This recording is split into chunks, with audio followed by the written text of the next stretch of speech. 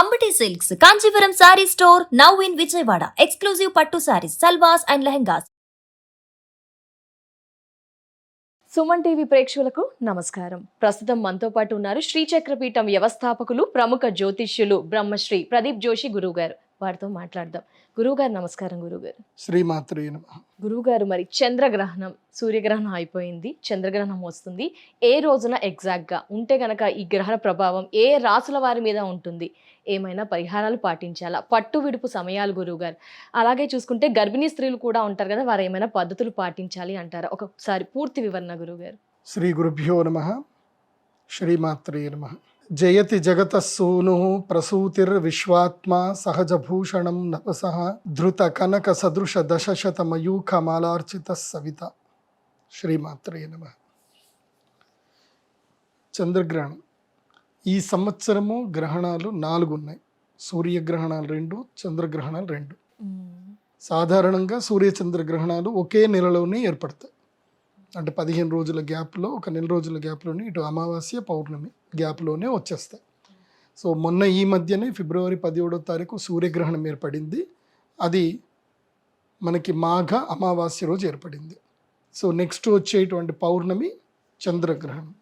So ఇది పూర్వ ఫల్గుని నక్షత్రములో 2వ పాదములో సింహరాశిలో మార్చి 3వ తారీఖు పాల్గొన శుద్ధ పౌర్ణమి రోజున ఈ యొక్క చంద్రగ్రహణం ఏర్పడుతుంది.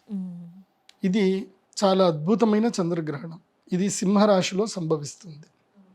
సింహరాశికి అధిపతి ఎవరు అంటే సూర్యుడు. ఆ సూర్యుడు సప్తమము లోపల శత్రుక్షేత్రంలో తన కొడుకు దగ్గర ఉన్నాడు, శని క్షేత్రంలో ఉన్నాడు. దీనివల్ల మనకి ఇక్కడ తెలుస్తుంది ఏంటంటే కనుక ఈ గ్రహణ ప్రభావం వల్ల పరాభవ నామ సంవత్సరం ముందు జరుగుతున్నటువంటి గ్రహణము, అది కూడా పూర్వ ఫల్గుణ నక్షత్రం. పూర్వ ఫల్గుణ నక్షత్రానికి అధిదేవత ఎవరు అంటే భగ, అంటే సూర్యుడు. సూర్యుడి యొక్క ఒకానొక పేరు భగుడు అని పేరు. ఆ సూర్యుడి యొక్క నక్షత్రములో ఈ గ్రహణం ఏర్పడుతుంది కాబట్టి ఆ భగుడు ఎవరు అంటే ఆ సూర్యుడు ఐశ్వర్య ప్రదాత. మీరు ఎవరినైనా చూడండి, పూర్వ ఫల్గుని నక్షత్రంలో శుక్ర మహాదశలో ఎవరు పుడతారో వాళ్ళు పుట్టగానే వాళ్ళ ఇంట్లో అదృష్టం వచ్చేస్తుంది, వాళ్ళు లక్ వచ్చేస్తారు. మేము కూడా చెప్తా ఉంటాం, జ్యోతిష్యులను చెప్తా ఉంటాం, పూర్వ ఫల్గుని నక్షత్రంలో శుక్ర మహాదశలో అమ్మాయి పుడితే కళ్ళు మూసుకొని పెళ్లి చేసుకోండి, ఏం ఆలోచించకండి, ఆ అమ్మాయి మీ ఇంట్లోకి వచ్చేస్తే మీకు కనకవర్షం, ఇంకా డౌట్ లేదు అని చెప్పి. అట్లాగే ఒకే కూతురు ఉందనుకోండి, పూర్వ ఫల్గుని నక్షత్రంలో పుడితే వాళ్ళని కన్యాదానము చేసినా కానీ అల్లుడిని ఇల్లరికం తెచ్చుకోండి తప్ప ఇవ్వకండి అని చెప్తాం. కొడుకుంటే కూతుర్ని కన్యాదానం చేయండి, కొడుకు లేకపోతే మాత్రం అల్లుడిని ఇల్లరికం తెచ్చుకోండి అని చెప్తాం. అంత పవర్ఫుల్ నక్షత్రము పూర్వ ఫల్గుని నక్షత్రం. ఐశ్వర్య నక్షత్రం అంటారు, అది సౌభాగ్య నక్షత్రం. అలాంటి నక్షత్రములో గ్రహణం ఏర్పడుతుంది అని అంటే ఇది ఒక అవకాశంగా ఉంటుంది, కొంతమందికి నష్టము కలిగిస్తుంది. రెండు అంటే ఎవరెవరైతే కనుక బంగారం ఎక్కువ రేట్లో కొనుక్కున్నారో, వెండి ఎక్కువ రేట్లో కొనుక్కున్నారో వాళ్ళు ఒక 6 నెలలు, ఒక 3 నెలలు వెయిట్ చేయాల్సి వస్తుంది మళ్ళీ ఆ ధర రావడానికి. సో ఈ గ్రహణం రాగానే ఏంటంటే స్టాక్ మార్కెట్లు పడిపోవడము, అదేవిధంగా పెద్ద పెద్ద రాజకీయ నాయకులు ఎవరైతే దేశాధ్యక్షులు ఎవరైతే ఉంటారో అస్థిరత్వంగా మాట్లాడడము, వాళ్ళకి మనసుకు నచ్చినట్టుగా ఏది దొరుకుతుంది మాట్లాడడము, దానివల్ల స్టాక్ మార్కెట్లు వాలిటాలిటీకి ఎక్కువ గురి అవ్వడము, డబ్బులు ఆవిరైపోవడము, అసలు ఎక్స్పెక్ట్ చేయని స్టాక్స్ కూడా, ఏదైతే స్టాక్ ఇది పెరుగుతుంది అనుకున్న స్టాక్ కూడా సడన్గా పడిపోవడము, ఇలాంటివన్నీ కూడా దారుణంగా జరుగుతాయి.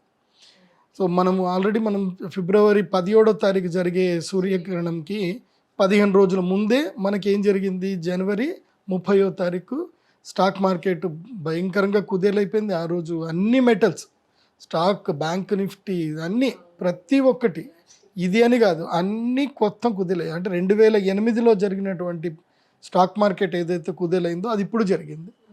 అట్లాగే భవిష్యత్తులో కూడా ఈ గ్రహణ ప్రభావం చేత కూడా మన భారతదేశంలో కానీ ప్రపంచవ్యాప్తంగా కానీ అన్నిట్లలో కూడా ఆర్థిక సంక్షోభాలు వచ్చేటువంటి అవకాశాలు ఉంటాయి. ఆర్థిక సంక్షోభాలు పక్కా వస్తాయి. దీనివల్ల సామాన్య వ్యక్తులకి ఏం కాదు, బడాబాబులకి కష్టం. ఎవరైతే కనుక ఇప్పటిదాకా బాగా సంపాదించుకున్నారో, ఒక ఉన్నత స్థాయికి ఎదిగారో వాళ్ళు కుదేలైపోతారు. అదే పరాభవం. పరాభవం అంటే సామాన్యుడికి ఏం కాదు, ఎవరైతే బాగా సంపాదించుకున్నారో, ఎవరైతే బాగా ఉన్నత స్థాయికి ఎదిగారో, సో ఎవరైతే విజయాలు సాధించారో వాళ్ళకి పరాభవం వచ్చేటువంటి అవకాశం ఉంటుంది. అంటే ముఖ్యంగా ఈ పోటీ ప్రపంచంలో ఉండేటువంటి వాళ్ళకి ఏంటంటే పరాభవాలు ఎక్కువ ఉండే అవకాశం ఉంటుంది. ఎవరైతే ఇప్పటిదాకా ఓడిపోయారో వాళ్ళు గెలిచే అవకాశం ఉంటుంది. సో తారుమారయ్యే అవకాశం ఉంటుంది ఈ యొక్క చంద్రగ్రహణ ప్రభావం చేత. అందుకే పూర్వ ఫల్గుణ నక్షత్రంలో భాగ్య నక్షత్రం జరిగింది కాబట్టి భాగ్య నష్టం ఎక్కువగా జరుగుతుంది. సస్యములు నష్టమవుతాయి, అకాల వర్షాలు పడతాయి. సో మళ్ళీ మామిడి ఏవైతే మామిడి రైతులకు మళ్ళీ కన్నీళ్ళే మిగులుతాయి. సో మామిడి పళ్ళ రైతులు జాగ్రత్తగా ఉండండి. ఇప్పటికైనా ప్రీవియస్గానే ఏదైనా మీ యొక్క మామిడి చిగురుకో దానికో ఏదో కవర్లు కట్టడమో ఏదో ఒకటి ఇప్పుడే చేసి పెట్టుకోండి. భయంకరమైన ఈదురుగాలులు వస్తాయి, మామిడి పూత పోతుంది, అలాగే మామిడి కాయలు కూడా నీళ్ళు రాలిపోయే అవకాశాలు అయితే ఉంటాయి. సో అది కాకుండా ఇంకోటి ఏంటంటే కూరగాయలు కూడా సస్యములు నష్టపోతాయి కాబట్టి కూరగాయల ధరలు భయంకరంగా పెరుగుతాయి.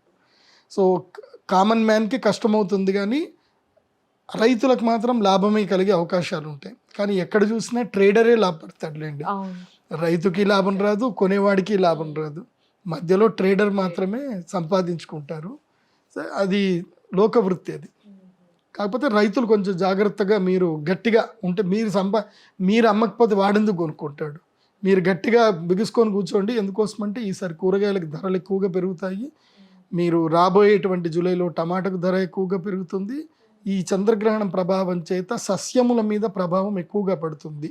ఎన్ని రోజుల వరకు ఉంటుంది గురుగారు ఈ ప్రభావము? మళ్ళీ చంద్రగ్రహణం వచ్చేంత వరకు ఒక మారుగా ఉంటుంది. అంటే ఇది సంవత్సరానికి మొదల్లో జరుగుతుంది కాబట్టి దీనివల్ల ఏంటంటే పువ్వులకి, పళ్ళకి, కూరగాయల మీద ఎక్కువగా నష్టం జరిగే అవకాశం ఉంటుంది. అంటే పంటలు ఎక్కువగా పండవు. గ్రహణం ఏదైతే ఉందో ఇది సింహరాశిలో సంభవిస్తుంది కాబట్టి సింహరాశి వాళ్ళకి ఇది అనర్థకం అవుతుంది, మంచిది కాదు. అలాగే ఎవరైతే రాజకీయ నాయకులు ఉంటారో వాళ్ళకి ప్రజల నుంచి ఎక్కువగా వైరుధ్యం ఏర్పడుతుంది, ప్రజల ద్వారా వైరుధ్యం ఏర్పడుతుంది.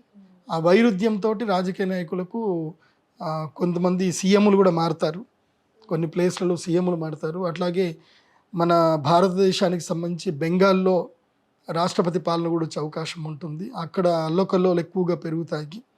సో రాబోయేటువంటి 2 నెలల కాలంలో ఆల్మోస్ట్ జూన్ వరకు సో భారతదేశంలో కొంచెము అలజడులు ఎక్కువగా ఉంటాయి. కొన్ని పేలుళ్ళు కానీ, తీవ్రవాదుల చర్యలు కానీ ఇవి ఉండేటువంటి అవకాశాలు ఎక్కువగా ఉంటుంది. ముఖ్యంగా ఆహారం కలుషితం అవుతుంది.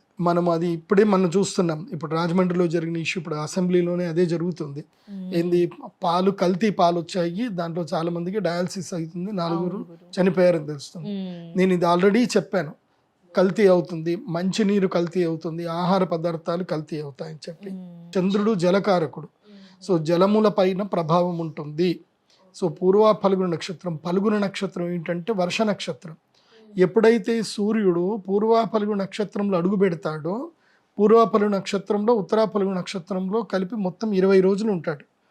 ఆ 20 రోజుల పాటు బ్రహ్మాండంగా వర్షం పడుతుంది.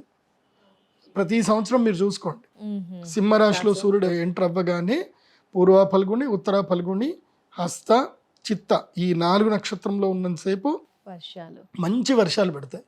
సో ఇప్పుడు నేను ఎందుకు చెప్తున్నానంటే ఆ పూర్వాపర నక్షత్రంలోనే గ్రహణం సంభవిస్తుంది కాబట్టి ఈ సంవత్సరము జలప్రళయాలు ఉంటాయి. జలము వల్ల క్షోభం కలుగుతుంది, నీటి వల్ల క్షోభం కలుగుతుంది. నీరు దొరకాల్సిన చోట దొరకదు.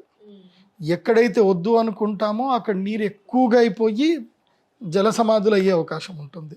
అలాగే నీరు కలుషితం అవుతుంది, ఆహార పదార్థాలు కలుషితం అవుతాయి. ఈ సంవత్సరం ప్రధానంగా ఆహార పదార్థాలే కలుషితం అవుతాయి. సో ఫుడ్ పాయిజన్స్ ఎక్కువగా జరుగుతాయి. కాబట్టి నేను ఫుడ్ ఇండస్ట్రీ ఎవరైతే సంబంధిత అధికారులు ఉంటారో మీరు ఎక్కువగా రైడింగ్లు చేయండి, ఎక్కువ స్టాఫ్ను పెంచుకోండి. అధికారులు కూడా ఐఏఎస్లు కానీ ఐపీఎస్లు కానీ ఈ ఫుడ్ సేఫ్టీ మీద కూడా ఎక్కువగా కన్సర్న్ చూపించండి. ఎందుకోసమంటే ఏమో తెలీదు, మీరు ప్రజలకు ఏమైతే అది అవుతుందేమో మీరు అనుకోవచ్చేమో. ఆ ప్రజల్లో మీ పిల్లలు కూడా ఉంటారు, మీ కుటుంబ సభ్యులు కూడా ఉండొచ్చు, మేబీ మీరు కూడా ఉండొచ్చు. సో అధికారులు, ప్రభుత్వ అధికారులు, గ్రూప్ 1 అధికారులు మీరందరూ కూడా దీని మీద దృష్టి కేంద్రీకరించండి. ఎందుకోసమంటే ప్రదీప్ జోషి చెప్పినవి అన్నీ జరిగాయి, ఇది కూడా జరిగే అవకాశాలు ఉంటాయి. కాబట్టి ఛాన్స్ తీసుకోవద్దు. నీటి మీద ఎక్కువగా సేఫ్ జోన్లో ఉంచండి, నీటికి ఎక్కువగా సెక్యూరిటీ ఇవ్వండి, వాటర్ బోర్డ్స్ దగ్గర కానీ వాటర్ సప్లై ఛానల్స్ దగ్గర కానీ సెక్యూరిటీ ఎక్కువగా ఇవ్వండి. అది బాగా గుర్తుపెట్టుకోండి. ఏదో మొన్న ఇదేదో ఇక్కడేదో వాళ్ళు ఏదో బిల్డింగ్ గులగొడతారు అని చెప్పి వాళ్ళకి ఏదో నోటీస్ ఇస్తే ఓ ముసలావిడ చెప్తుంది, ఐ థింక్ సుమన్ టీవీకి ఇచ్చిన ఇంటర్వ్యూలో చెప్తుంది అనుకుంటే, మమ్మల్ని ఖాళీ చేయడానికి నువ్వు అన్ని కోట్లు ఖర్చు పెట్టాల్సిన అవసరం లేదు నాయన, నీకు ఒక 10 రూపాయలు ఖర్చు చేస్తావు, నీకు ఐడియా చెప్తా, ఒక 10 రూపాయలు ఖర్చు చేసుకో చాలు, మొత్తం మా ఇల్లంతా నువ్వు మా అపార్ట్మెంట్ అంతా నువ్వు హ్యాపీగా తీసుకోవచ్చు నాయన అని చెప్పి ఆమె ఎంత బాధపడుతూ చెప్తుంది. ఒక 10 రూపాయలు విషం మా నీళ్ళలో కలిపాయి నాయన, మేము అందరం దాగి చచ్చిపోతే ఈ మొత్తం మా తీసేసుకో, మా శవాల మీద కావాలంటే నువ్వు గాంధీ తాతది కట్టుకుంటావో మీ తాతది కట్టుకుంటావో కట్టుకో అని చెప్పేసి అని ఆమె ఎంత బాధగా చెప్తుంది ఆ ముసలావిడ. సో అప్పుడప్పుడు భగవంతుడు ప్రజల నోట్ల నుంచి చెప్తాడు రాబోయే జరిగేది ఏంది అని, వాళ్ళ నోట్ల నుండి చెప్పిస్తాడు. కాబట్టి నీరు కలుషితం కాకుండా ప్రభుత్వాలు జాగ్రత్త పడండి. అది ఇక దాని గురించి ఇంక ఎక్కువ చెప్పను కాబట్టి పెద్ద పెద్ద ఆఫీసర్లకు అది అర్థమవుతుంది కాబట్టి అది చూడండి. ప్రజలు ఆహారం పట్ల అప్రమత్తంగా ఉండండి, ఎక్కడ పడితే అక్కడ భోజనాలు చేయకండి. ఈ సంవత్సరము వచ్చేటువంటి 3 నెలల కాలం పాటు ఆహార భద్రత చాలా ముఖ్యం, అదొకటి చూడండి. ఇంకా ఏమైనా ప్రజలు జాగ్రత్త పడాలి అంటారా? ఆ రోజు ఏమైనా ప్రిడిక్షన్స్ అలాంటివి? ముఖ్యంగా గర్భిణీ స్త్రీలు జాగ్రత్త పడాలి. ఈ గ్రహణాన్ని ఏమంటారు అంటే ముచ్చమస్తమానయ చంద్రగ్రహణం, కేతుగ్రస్త చంద్రగ్రహణం. ఇది మనకి పార్షియల్గానే కనిపిస్తుంది, చంద్రగ్రహణం అంత పెద్దగా ఏం కనబడదు. ఇది స్టార్ట్ అవ్వడము ఏంటంటే మార్చి 3వ తారీఖు రోజున మధ్యాహ్నము 3 గంటలు ఆ టైంలో స్టార్ట్ అవుతుంది. ఎండ్ అవ్వడం అయితే 7:30 వరకు ఎండ్ అవుతుంది. అంటే నేను హోల్ యూనివర్సల్ మన భూమికి మొత్తం చెప్తున్నాను, భూమి మీద ఎక్కడైనా సరే ఇది ప్రారంభం వస్తాను. మనకి కనబడేది మాత్రం మన భారతదేశంలో మన ఇప్పుడు తెలంగాణ ఆంధ్ర మన భారతీయులకి కనబడేది ఎక్కడ అంటే పౌర్ణమి కదా, తూర్పు వైపున చంద్రుడు ఉదయిస్తాడు. ఆ ఉదయించే చంద్రుడికి ఏదో కొంచెం లైట్గా పాక్షికంగా అంటే ఏదో 10% అక్కడ మనకి గ్రహణం కనబడుతూ ఉదయిస్తాడు. అందుకే ముచ్చమ అస్తమానయ అని అంటారు, అంటే గ్రహణంతో కూడుకున్న చంద్రుడు ఉదయిస్తూ ఉంటాడు. అంటే ఆ గ్రహణం మనకు కనబడదు, ఎందుకోసం అంటే భూమి తిరుగుతూ ఉంటుంది కాబట్టి ఎక్కడో ఆస్ట్రేలియాలో అక్కడ ఇక్కడ అంతా కనిపించి చిట్ట చివరి మన దగ్గర కనిపించడానికి ఏదో కొంచెం ఒక 10% మాత్రమే మన గ్రహణం కనిపిస్తుంది. అది కూడా కొంచెం రెడ్గా బ్లడ్ షేప్లో బ్లడ్ మూన్ అయితే కనిపిస్తుంది, మనకి బ్లడ్ మూన్ కనిపిస్తుంది. పూర్వ ఫల్గుణ నక్షత్రంలో రావడం వల్ల ఏంటంటే పిడుగులు ఎక్కువగా ఉంటాయి, వర్షాలు ఎక్కువగా ఉంటాయి. కాకపోతే అది ఎక్కడ పడాలో నీళ్ళు ఎక్కడెక్కడ ఒకే దగ్గర పడతాయి, కుంభవృష్టి అంటే క్లౌడ్ బస్ట్లు ఎక్కువగా జరుగుతాయి ఈ సంవత్సరం కూడా. సో అది అప్రమత్తంగా ఉండాల్సిన ఉండాలి. ఏదైనా ప్రకృతిని అయితే మనం ఆపలేం, అది జరుగుతుంది. సింహరాశి కాకుండా ఇంకా మిగతా రాశుల వారిపైన ఏమైనా ప్రభావం ఉంటుందా గురువుగారు? సింహరాశి వాళ్ళు ఏమైనా జాగ్రత్త పడాలి ఇంకా ఎస్పెషల్లీ అంటారా? ఎస్, 12 రాశుల వారికి గ్రహణ ప్రభావం దీంట్లో అయితే కనుక ఈసారి ఎక్కువగా నష్టాలు ఎక్కువగా కనిపిస్తున్నాయి గ్రహణ ప్రభావం వల్ల. నేను గర్భిణీ స్త్రీలకు చెప్పేది ఏంటంటే కనుక గర్భము దాల్చిన స్త్రీలు అంటే 3వ నెల నుంచి ఉన్నటువంటి స్త్రీలు, మిగతా ఇంకా కన్సీవ్ అయ్యామా లేదా అని తెలియనటువంటి వాళ్ళైనా సరే, కొంచెం డౌట్ ఉన్న నెల తప్పినా సరే ఎక్కడికి బయటకు వెళ్ళకండి. ఈ 3వ తారీఖు ఎక్కడికి వెళ్ళకండి, ఇంట్లోనే ఉండండి. ఈ కర్ణ పిశాచిని తీసి దూరం పెట్టండి, దాన్ని ఏమంటారు మొబైల్ని తీసి దూరం పెట్టండి. ఆ ఒక్కరోజు మొబైల్ని కంప్లీట్గా అవాయిడ్ చేయండి. ఏ రేడియేషన్స్ మీ దగ్గరికి రాకుండా చూసుకోండి. ప్రధానంగా ఏంటంటే మంచి పుస్తకాలు దగ్గర పెట్టుకోండి, మంచి పుస్తకాలు చదవండి. సో ప్రశాంతంగా భగవద్ధ్యానం చేసుకోండి. గర్భిణీ స్త్రీలు అయితే కనుక మీరు 2 గంటల వరకు భోజనం చేయొచ్చు, దాంట్లో మీకు ఇబ్బంది లేదు. మామూలు భోజనాలు చేయండి. ఆ రోజు పాలు పెరుగు అవాయిడ్ చేయండి. అందరికీ చెప్తాను, పాలు పెరుగు అవాయిడ్ చేయండి. మామూలు భోజనాలు ఏమైనా ఉంటే 2 గంటల వరకు భోజనం చేయండి. 2 నుంచి 8 గంటల వరకు భోజనం చేయకండి, ఏమి తినకండి. ఏదైనా మంచినీళ్ళు తాగేది ఉంటే కనుక రాగి చెంబులో నీళ్లు పెట్టుకోండి, అందులోపలకు తులసి దళం వేసుకోండి, అవే మంచినీళ్ళు చక్కగా తాగండి. దానివల్ల ఏ దోషం కూడా రాదు. ఎందుకోసం అంటే ఈ గ్రహణాలు ఏమిటంటే నేను ఎంతోమంది జాతకాలు చూస్తాను కదా, గ్రహణ వేధతోటి గనక పిల్లలు పుడితే వాళ్ళకి అదృష్టాలు రావు. వాళ్ళ జాతకం చూస్తే అద్భుతంగా ఉంటుంది. మొన్ననే ఒక జాతకం చూశాను నేను. ఆ జాతకంలో వాడు కరెక్ట్గా గ్రహణం రోజే పుట్టాడు, 1982 అనుకుంటాను. షష్టగ్రహ కూటంలో పుట్టాడు. మొత్తం 6 గ్రహాలు ఒకే స్థానంలో ఉన్నాయి. వాడి పరిస్థితి ఎంత దారుణంగా ఉందండి, ఇప్పటిదాకా పెళ్ళి అవ్వలే. 82లో పుట్టాడు, ఇప్పటిదాకా పెళ్లి కాలే. Oh my God. 6 గ్రహాలు ఒకే స్థానంలో ఉన్నాయి, వాడికి పెళ్లి కాలే. వాడి జీవితం ఏమవుతుందో అర్థమవుతలేదు, అట్లున్నాడు వాడు. సో అలా ఇంకోటి కూడా మొన్న రీసెంట్గా మనకి షష్టగ్రహ కూటమైంది, అప్పుడు కూడా పుట్టిన పిల్లలు ఉన్నారు. 2009లోనో 8లోనో ఒకటి జరిగింది. వాడు నా గరకా నా ఘాటుకా అన్నట్టున్నాడు. ఇటు పూర్తిగా చదవడు, తెలివి లేదని కాదు, మళ్ళీ అద్భుతంగా మాట్లాడతాడు. కొన్ని పరీక్షలో పాస్ అవుతుందంటే పాస్ అవ్వట్లా, ఉద్యోగం ఉందా అంటే లేదు, పని చేస్తాడా అంటే పని చేయడు. వాడు అటు కాదు ఇటు కాదు అన్నట్టు తయారైపోతున్నాడు. సో కొంతమంది ఉంటారు ఈ గ్రహణ ప్రభావం కనుక పడితే, గ్రహణ ప్రభావం అంటే ఇప్పుడు ఉదాహరణకి గర్భిణీ స్త్రీలు ఉన్నారు, వీళ్ళు గర్భధారణలో ఉన్నారు. ఇప్పుడు 3వ నెల నుంచి తీసుకొని 9వ నెల మధ్యలో ఎవరైనా ఈ గర్భధారణలో ఉన్నారనుకోండి, వాళ్ళకి తప్పకుండా గ్రహణ వేద పడుతుంది. గ్రహణ వేద పడుతుంది. సో ఈ పిల్లలు పుట్టిన తర్వాత అయినా సరే వాళ్ళ పిల్లలకి 6 సంవత్సరాలు, పిల్లలు పుట్టగానే జాతకం చెప్పించుకొని ఫస్ట్ బాలారిష్ట దోష నివారణ చేయించుకోవాలి. మళ్ళీ 6 ఏళ్ల తర్వాత వాళ్ళకి మళ్ళీ ఎప్పుడెప్పుడు ఈ గ్రహణ వేద ప్రభావం చేత వాళ్ళ జీవితంలో ఏమైనా నష్టాలు జరుగుతాయని తెలుసుకొని మళ్ళీ ఆయా టైంలో కూడా పరిహారాలు చేయించుకోవాలి. చేయించుకోలేదనుకోండి ఆ గ్రహణ వేద కంటిన్యూ అవుతుంది, మనకి తెలియదు. కానీ ఈ మీరు ఉదాహరణకు చూడండి, గ్రహణ సమయానికి మీరు మామూలుగా నేచర్ దగ్గరికి వెళ్ళండి, సముద్రం దగ్గరికి వెళ్ళండి, ఎక్కడికైనా వెళ్ళండి, నేచర్ ప్రశాంతంగా ఉంటుంది. గ్రహణం జరిగేటప్పుడు గాలి కూడా ఎక్కువగా వీచదు, చాలా కామ్గా ఉంటుంది. మొన్న మేము సూర్యగ్రహణం యాగం చేసినప్పుడు చూడాలి, ఒక పక్షి ఎగురుతున్నది కనిపించట్లేదు, మొత్తం నేచర్ అంతా ప్రశాంతంగా ఉంది 17వ తారీఖు. సో అట్లుంటుంది నేచరు, ప్రళయం వచ్చే ముందు ప్రశాంతంగా ఉంటుంది అన్నట్టు అట్లా ఉంటుందన్నమాట నేచర్. అందుకే నేను చెప్పేది ఏంటంటే మీ అందరు కూడా ఈ గ్రహణం ఏర్పడేటప్పుడు మేము ఒక పరిహారం చేస్తాం, చంద్ర అమృత సిద్ధి తంత్రం అని ఒక పరిహారం చేస్తాం. గ్రహణ వేద ఉన్నటువంటి వాళ్ళు గ్రహణ సమయంలోనే పరిహారం చేసుకుంటేనే వాళ్ళకి ఆ గ్రహణ వేద తొలుగుతుంది. ఎందుకోసం అంటే గ్రహణ వేద ఉంది అంటే అర్థం ఏంది, వాళ్ళ మీద రాహుగ్రహ ప్రభావము కేతుగ్రహ ప్రభావం ఉంది అని అర్థం. ఈ గ్రహణం సమయములో రాహుగ్రహాలకు కేతుగ్రహానికి ప్రీతిగా తర్పణం గనక వదిలి వాళ్ళకి గనక దానాలు చేసి చక్కగా హవిస్సు గనక చేస్తే గనక ఆ గ్రహణ వేద తగ్గుతుంది. దాన్నే అరిష్ట నివారణ తంత్రము అంటారు. సో అరిష్ట నివారణ తంత్రము జరగాలి, అమృత సిద్ధి కూడా కలగాలి, రెండూ జరగాలి. ఆ రెండు జరగాలంటే గ్రహణం సమయంలో హవిస్సు నివేదన చేయాలి, పూజ ఉంటుంది, ఆ పూజలో అటెండ్ అవ్వాలి, అమ్మవారి ప్రసాదం ఉంటుంది, తేనె ప్రసాదం తీసుకోవాలి. ఇంకోటి కూడా తెలుసా, మొన్న మిరాకిల్ జరిగాయి నా ఆశ్రమంలోనే, నేనే నమ్మట్లే అసలు, నేను నమ్మను మిరాకిల్ జరుగుతాయి, నేను నమ్మను, కానీ నాకే ఆశ్చర్యం అనిపిస్తుంది మంచి మిరాకిల్ జరుగుతాయి.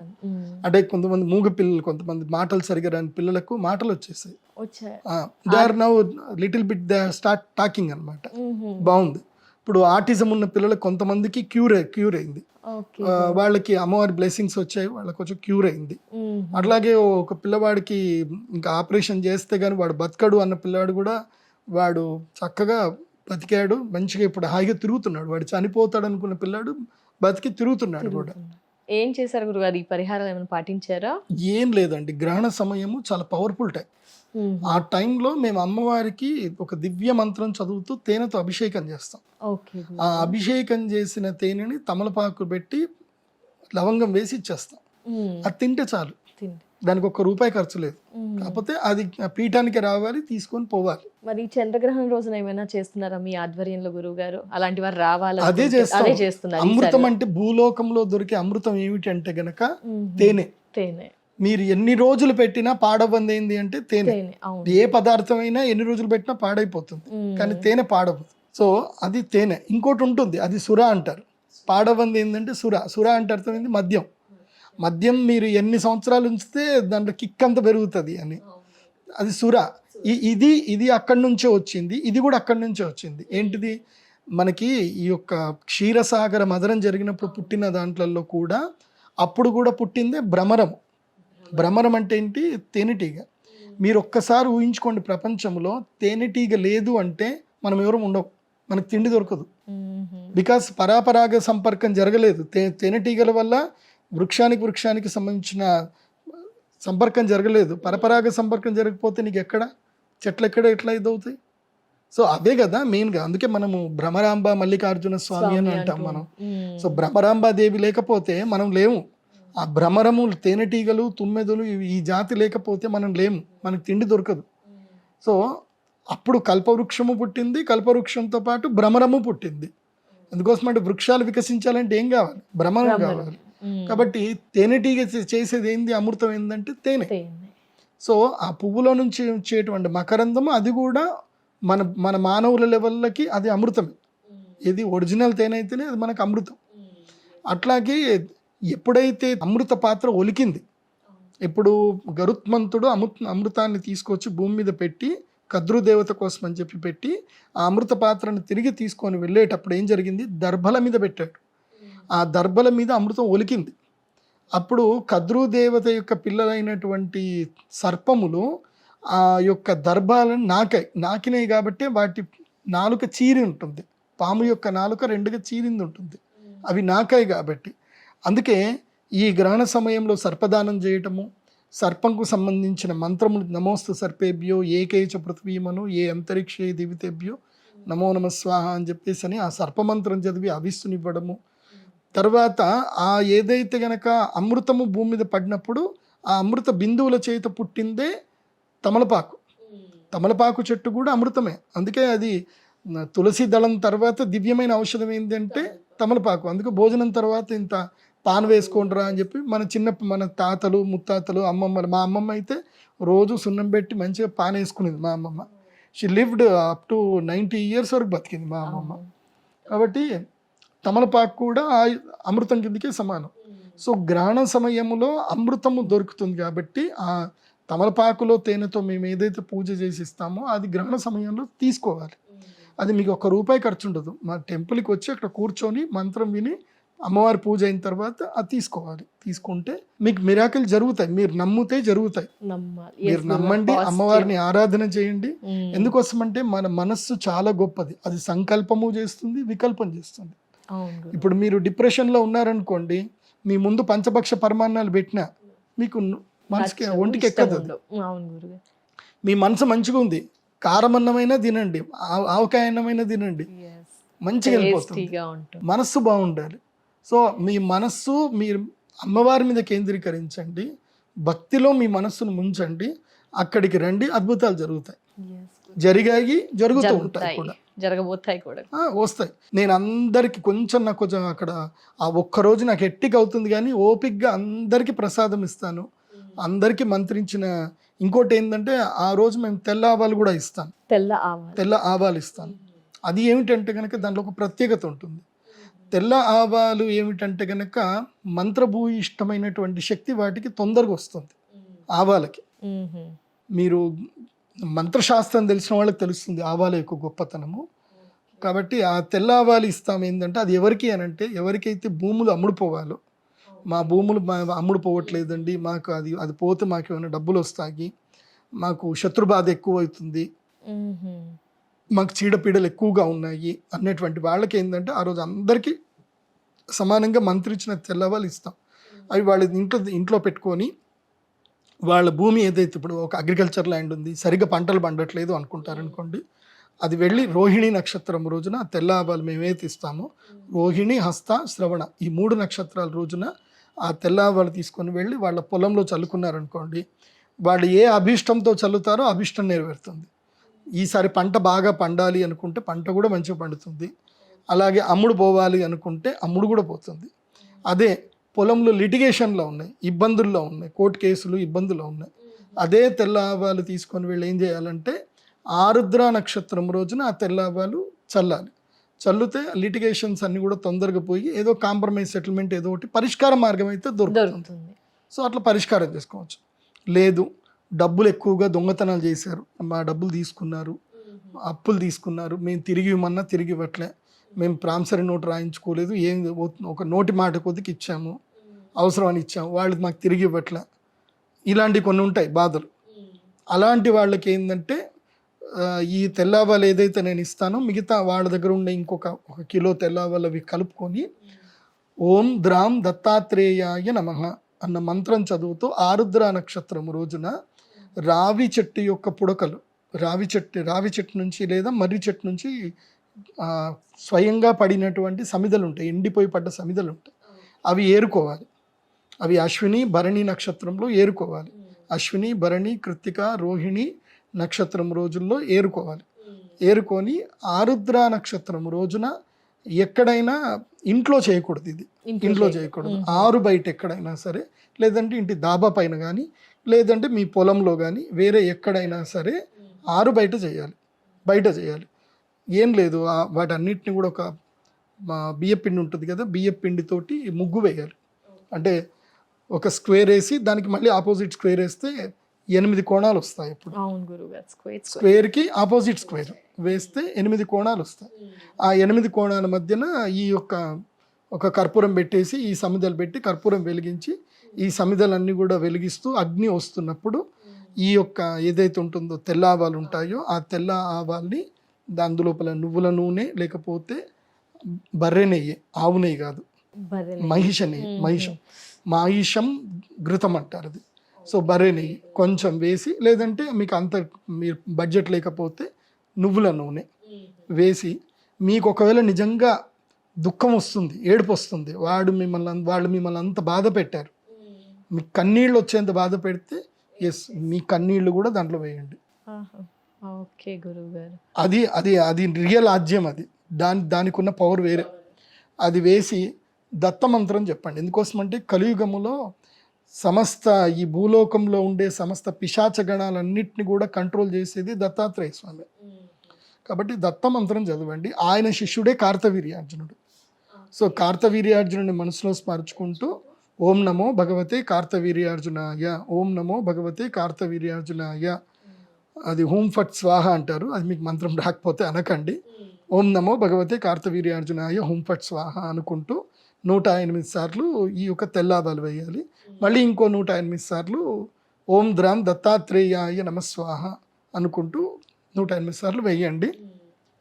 ఆ తర్వాత చూడండి, మీ పని మీకు అవుతుంది. దీంట్లో ₹1 ఖర్చు లేదు, ఏ పంతులకి ఏం పిలవాల్సిన అవసరం లేదు, మీకు మీరే చేసుకోవచ్చు. కాకపోతే ఆ హోమం చేసేటప్పుడు స్క్వాట్ కూర్చోవాలి. స్క్వాట్ కూర్చోవాలి అంటే నీ 2 అరికాళ్ళు మాత్రమే భూమికి అంటాలి. నీ పృష్ఠము ఏది నీ భూమికి అంటకూడదు. స్క్వాట్ కూర్చొని చెయ్యాలి. అది చేయగలిగితే చేయండి, లేకపోతే కూర్చొని చేసుకోవచ్చు. అంటే మేము తంత్రశాస్త్రజ్ఞం కాబట్టి మేము ఎలా చేస్తాము అనేది మాకు తెలుసు. మేము అంటే అందరూ చేయడం కష్టమేమో గురువు గారు. చెయ్యాలి, అది సిద్ధం ఉండాలి అది. సో అలా చేస్తే తొందరగా ఫలితం లభిస్తుంది. లేదన్నా కూర్చొనైనా చెయ్యండి. కాకపోతే కింద భూమికి నేలకి మీ పృష్ఠం ఆనకూడదు. ఏదన్నా ఆకు లేకపోతే ఏదన్నా క్లాత్ కానీ ఏదైనా వేసుకొని కూర్చోండి. దర్భచాపలు వేసుకొని కూర్చున్నా మంచిదే, వేసుకొని కూర్చొని చేసుకోండి. ఇది గ్రహణ సమయంలో గురువు దగ్గర నుంచి తీసుకోవాలి ప్రసాదంగా. తీసుకొని చేసుకుంటే గనక తప్పకుండా ప్రయోజనం జరుగుతుంది. ఇంకొకటి కూడా, ఈ గ్రహణ సమయంలో ఏదైతే మేము తెల్లాబాలు ఇస్తామో ల్యాండ్ అమ్ముడు పోవట్లేదు అనే వాళ్ళకు కూడా ఒక పరిహారం ఉంటుంది. ఇచ్చిన తెల్లాబాలు తీసుకొని ఏం చేయాలంటే ఆ ల్యాండ్కి వెళ్ళి, అయితే మీకు ల్యాండ్ మీ ఇంటి దగ్గరనే ఉందనుకుందాం, మీ ఇంట్లోనే 1 కిలో వంట వండుకోండి.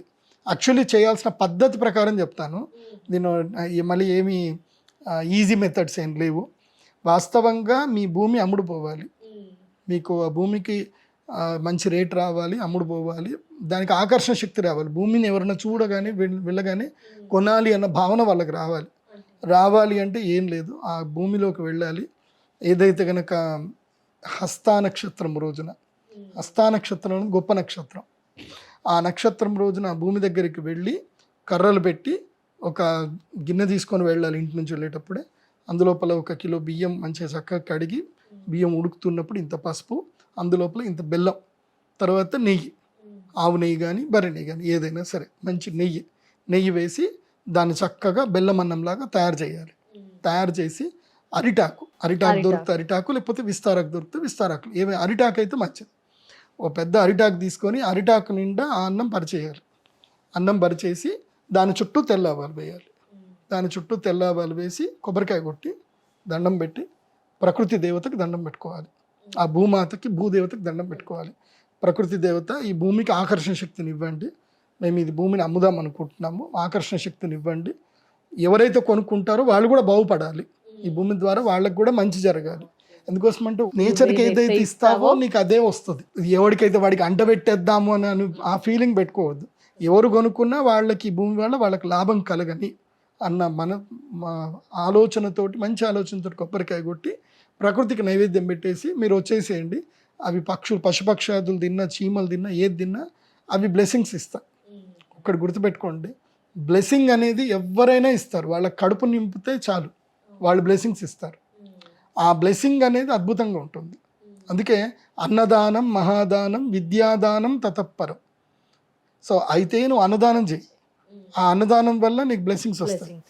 సో ప్రకృతికి అన్నదానం చేయాలి, మనుషులకి విద్యాదానం చేయాలి.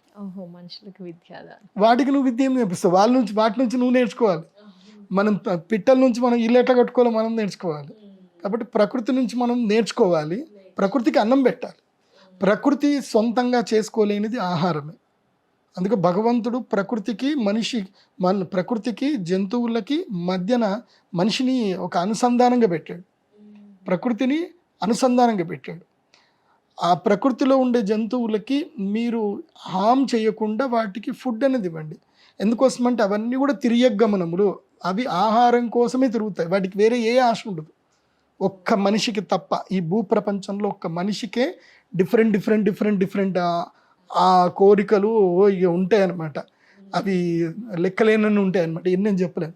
కానీ వాటికి ఉండే కోరిక ఒక్కటే, ఆహారము, పునరుత్పత్తి, తర్వాత తమ సంతానాన్ని కాపాడుకోవడం. అంతే, తమ జాతిని కాపాడుకోవాలి, మంచి ఆహారం తినాలి, తమ జాతిని వృద్ధి చేసుకోవాలి. ఈ మూడు ఆలోచనలు వాటికి, ఇంకా ఏ ఆలోచన వాటికి ఉండదు. కాబట్టి ఆ ప్రకృతికి మనం హితం చేయాలి, హితం చేయడం వల్ల అన్నీ మంచి జరుగుతాయి. చాలా చాలా ధన్యవాదాలు గురువు గారు. చంద్రగ్రహణం గురించి పూర్తి వివరణ, ఏ రాసుల వారి మీద ఎలాంటి ప్రభావం, పరిహారాలు అన్నీ కూడా వివరించినందుకు చాలా ధన్యవాదాలు గురుగారు. నమస్కారం. శ్రీమంతుడు.